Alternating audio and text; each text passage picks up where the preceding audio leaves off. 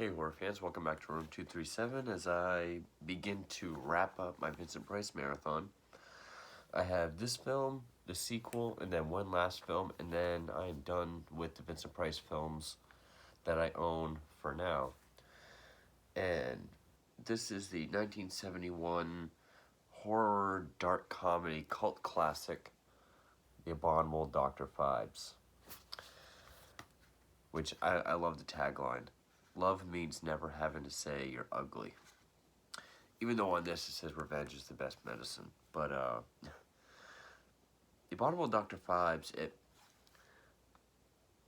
this looks like the typical B movie that could have become a cult classic, but never as big or loved as it is.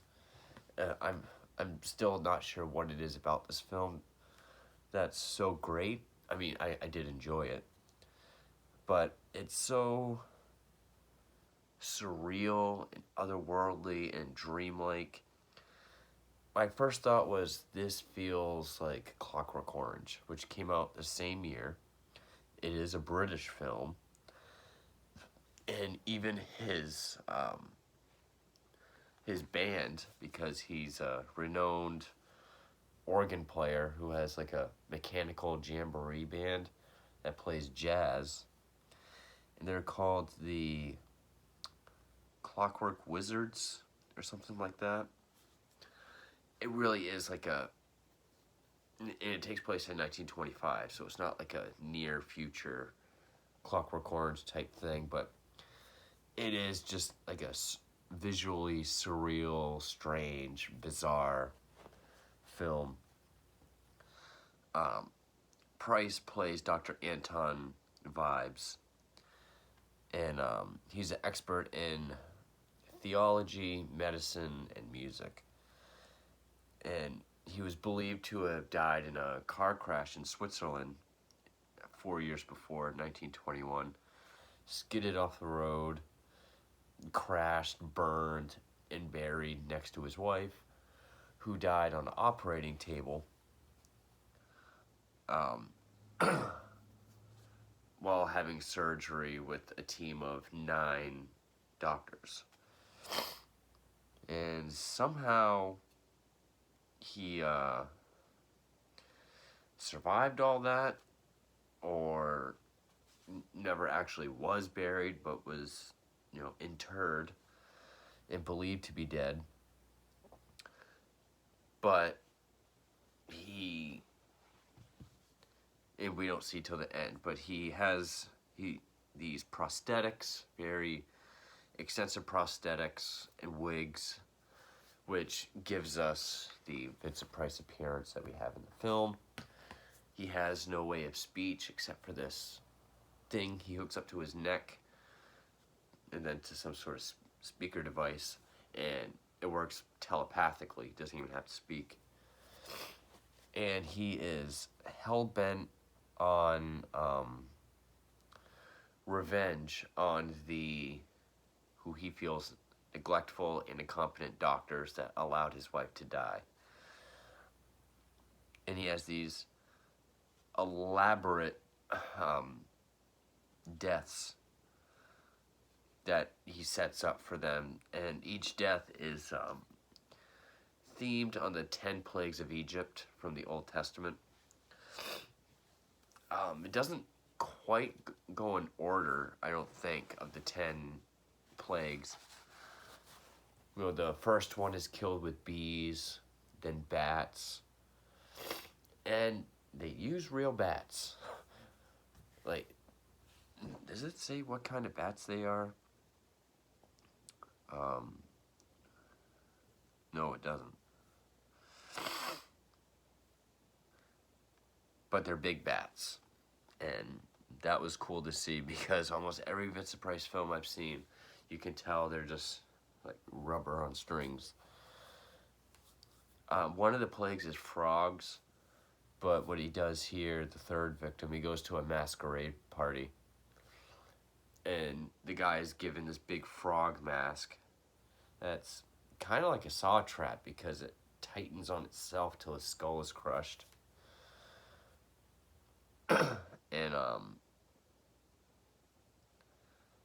And then this other guy has his blood drained, which I'm not quite sure which plague that is. Is it like famine or drought? Must be. And then locusts.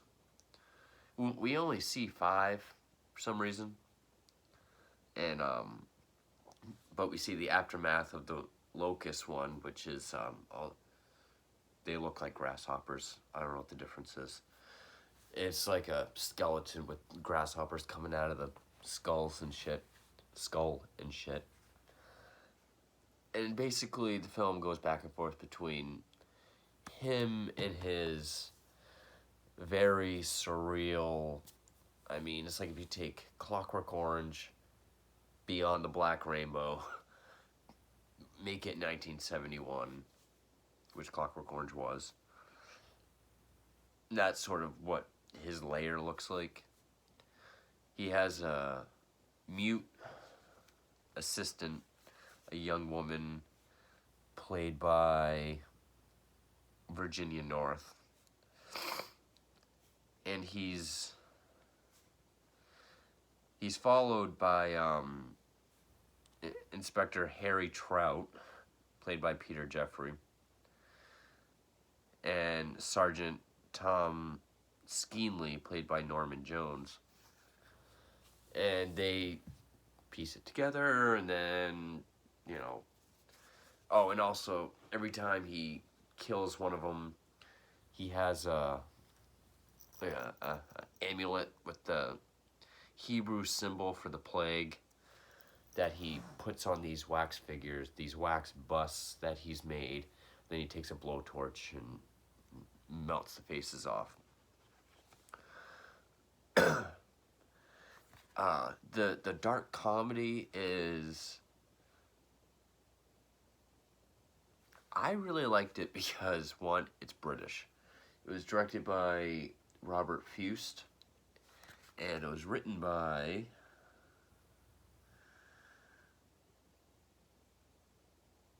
James Whitten and William Goldstein.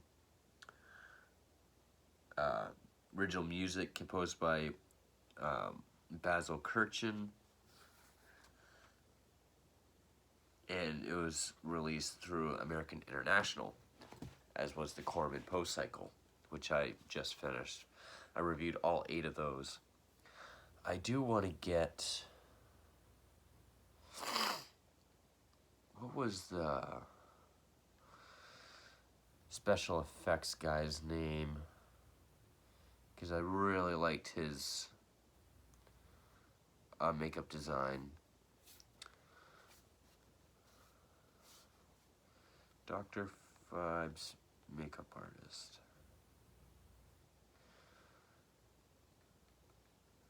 Because I like the design of Dr. Phibes.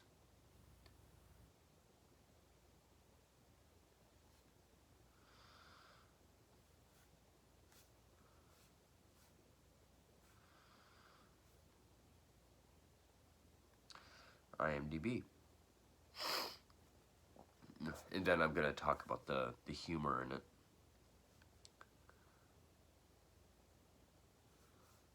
Cast. Produced music.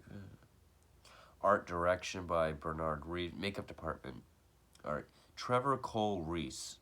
He was the makeup artist. But then special effects was George Blackwell. Alright, let's click on that, because that sounds more familiar. Curse of the Demon, Dr. Phibes.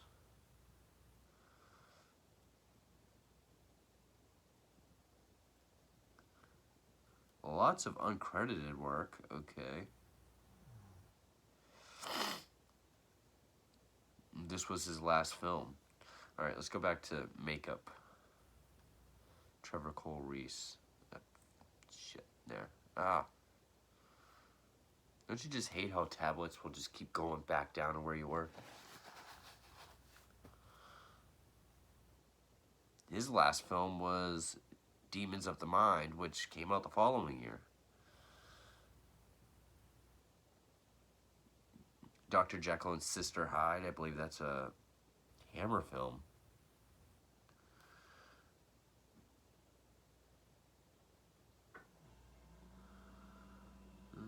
Oh well.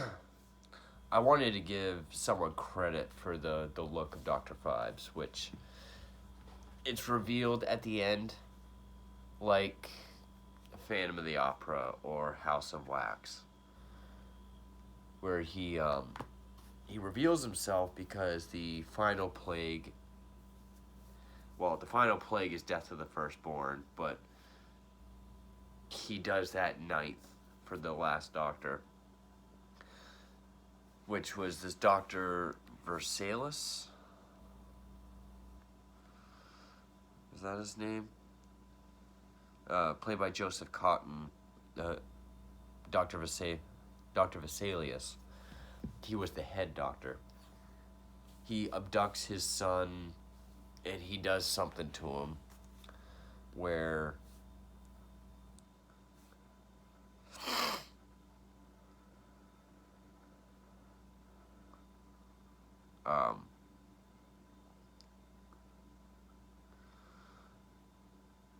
there's a small key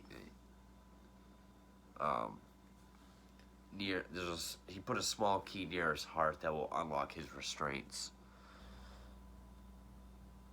and he has to remove it in 6 minutes, or else something with acid will fall on him and destroy his face. Because 6 minutes is how long his wife Victoria was on the operating table for. But he shows his face at this point when he says the acid will destroy your face. And it's this cool look. In fact, it's in both the books I have, 101 Horror Movies You Must See Before You Die, and Horror Cinema. It's like a brownish, grayish skeleton. Like, the mouth is all like, we see like this much of his mouth, like no lips or gums, like just teeth. See if I can pull up a picture of it. I really like the look of it.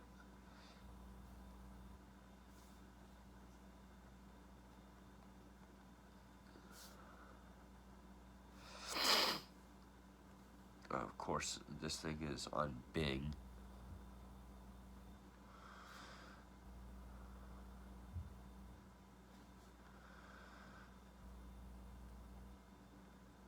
And it is still Vincent Price in makeup. How well you can see that with that fucking glare with the light. There we go. I really like that look.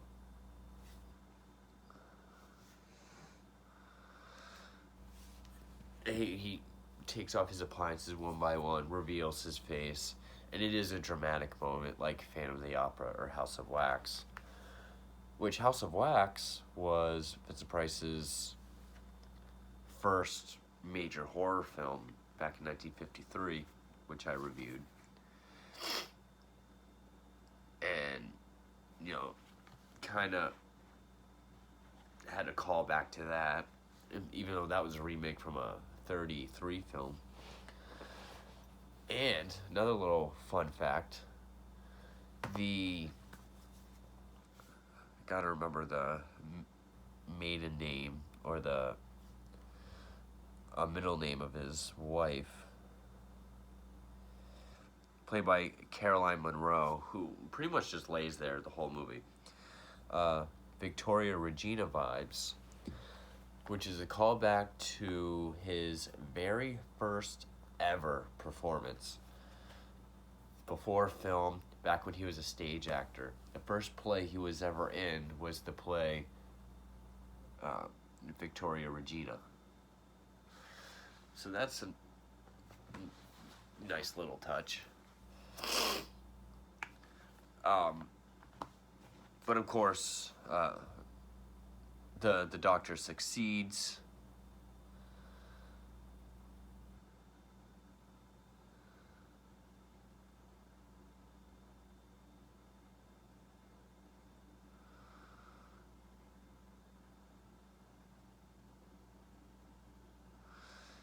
And actually his mute assistant is actually the one that gets sprayed with the acid because she gets thrown in the way of it. But Phibes believes that his revenge is fulfilled in this sort of Mr. Freeze kind of sarcophagus, which is like a bed that stands up that she's laying on or standing next to. He lays down and it hooks himself up that drains his blood, fills it with embalming fluid as it lowers into the ground so he can, lay to rest with her. And that's just as the police are coming in and they find it empty. So it's a nice little ending where, the villain or anti-hero, whatever you want to call him, thinks he won, but the guy at the end actually, he saved his son. He thinks his revenge is fulfilled and he still gets to do what he wants, like he doesn't get caught. He's able to lay to rest, which there must be part 2 to his revenge because he rises again. I was impressed by this film's its art direction, like its set designs and like the art deco of the whole thing. It was very surreal and futuristic looking. Again, like if you take Clockwork Orange and Beyond the Black Rainbow, the idea that he has these death traps essentially based on the 10 plagues, like he's the wrath of God. The frog one was very Saw-esque, and then the whole thing at the end where like, I wonder if there's a video out there where someone takes Tobin Bell's voice as he's describing what he has to do to save his son, and he just puts that over it. If you did not remove the key by his heart in 6 minutes.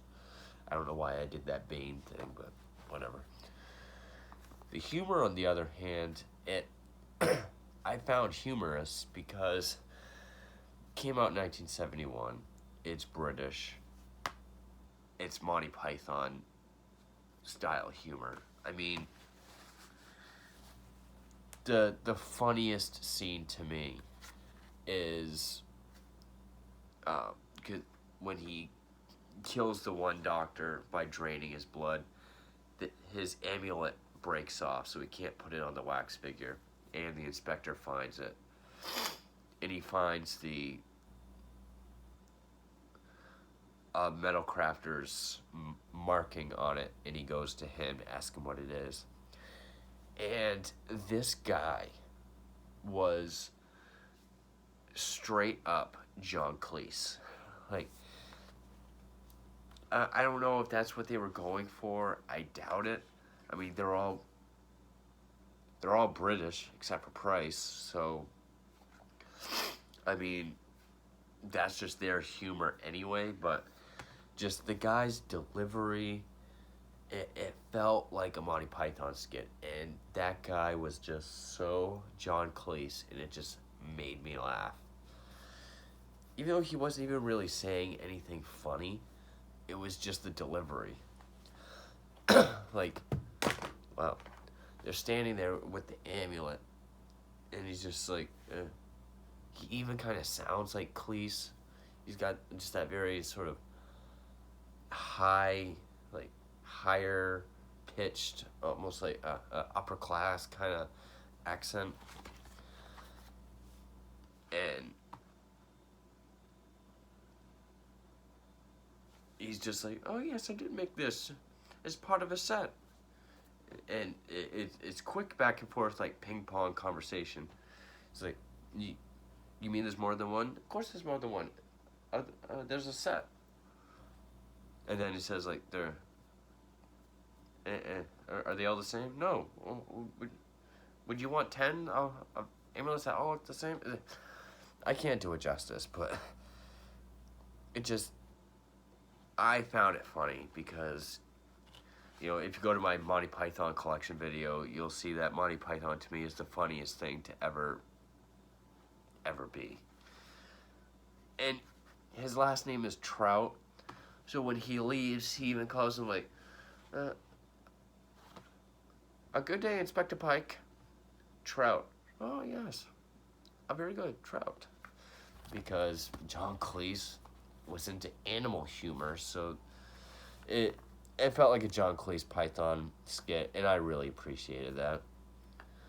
Even if that wasn't what they were going for, that's what I got from it. But yeah, so it's a smart script. It has unique deaths. Price gives a very visual performance because he doesn't have any lines. And when he does, it's basically voiceover because it's telepathic and he's not actually speaking it. So, you know, it's a very visual film, whether it be his performance or the art design and stuff like that. I thought it was just going to be kind of like a laughable B movie, more in vein of like The Raven. I found it funnier than The Raven. I liked it better than The Raven. You know, Rises Again, I'm not sure how it'll stack up next to it because it seems like it almost feels like it got lucky because this very well could have been an oddball, quirky, surreal film like The Raven that just kind of got dismissed and maybe been a cult film, but not as big as it is. But it is, and it is regarded, you know, it is one of Price's biggest films. And it is a fan favorite of many. But I feel like with Rises Again, even before seeing it, like they're testing their luck. But no, the first one I enjoyed. Definitely different, but yeah, I enjoyed it. So as far as my Vincent Price marathon goes, I just have Rises Again, and then I have the anthology based on Hawthorne stories, Twice Told Tales, and then that's it for what I have for Vincent Price. No, obviously I'm going to get more in the future, but as far as my marathon goes, that's it. So, hope you all enjoyed it, and I'll just say it now. For whatever reason, YouTube app on my phone is kind of slow at updating for when it tells me how many subs and videos I have. I thought I had 3 or 4 more videos to go till I hit 500, and I was going to kind of do something special for my 500th video. But it turns out my review for Hitchcock's Rope was my 500th video, so I've already hit 500 videos. So maybe one of my next few, I'll do something special for it. But yeah, I've been on here long enough to do 500 videos. That feels great. I'm 9 or 10 subs away from 300, so thank you all so much for that. I'm going to do another Q&A once I hit 300. I've only been doing this for just over a year. I've already done all that, so... And one of my videos finally has over 1,000 views. That's my,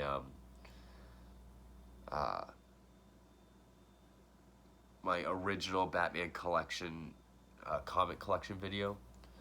So thank you all so much for helping Room 237 get to where it is now. But I do want to do something special for my 500th video. Like, some people have asked me about a room tour. Maybe I'll do that. But, or give me some suggestions in the comments. But anyway, that is the Abominable Dr. Phibes. Thank you for watching.